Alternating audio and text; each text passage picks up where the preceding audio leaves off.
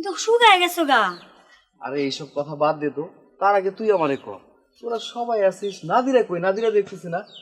বাবারে, বৌমা সাজুগুজু করে কই জানি গেছে, হে জানে আর হের আল্লাহ জানে। কেন, তোমরা কিছু কইতে পারো না? আমরা কইতে কইতে না ক্লান্ত হয়ে গেছি। আমগো মামাই আর কোনো কথাই বৌমা শুনে না। তা তোমরা এইসব ব্যাপারে আমারে জানাবা না? আচ্ছা, ওই যে তোর বইনে কি জানো মেসেজ নাকি এই করে না তোরে জানাইলো? তা আমি ভাবছিলাম ভাবি ননদের মধ্যে ঝগড়া কাইজে তো লাইগা থাকে, একে অন্যের প্রতি অভিযোগ রাগ থাকতে পারে, সেটা আমারে দিছে। আস্তে আস্তে করে সবকিছু ঠিক হয়ে যাইব। বাবারে, বৌমার নামে যদি তোর কাছে কিছু কই তোর তো আবার মন খারাপ হইয়া যাইব, তাই তোর কাছে আমি কিছু কই না। শুন বাবা, তুই তো বৌমার নামে অ্যাকাউন্ট করে গেছস, টাকা পয়সা যার হাতে যায় না হের কথাই কয়, হেরই পাওয়ার বেশি বাবা। মা, আমি বুঝতে পারতেছি তুমি রাগ অভিমান করে কথাটা কইতেছো।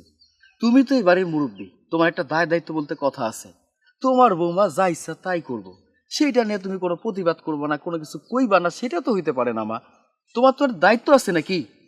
তোর বইনে তো তোরে ফোন করে সব কইলো, তুই তো বিশ্বাস করস নাই, তুই ওরা আরো ধমক দিয়ে কইয়া দিলি আমার বউ যা খুশি তা কইব। হ, আমার বোন আমারে কইছে, এটা আমি মানতেছি, আমি অস্বীকার করতেছি না। তাই বইলা পাড়া প্রতিবেশী আমার এইসব কথা কইব? পাড়া প্রতিবেশী আমার ভিডিও পাঠাইছে, তাহলে তোমরা এই বাড়িতে থেকে কি করতেছো?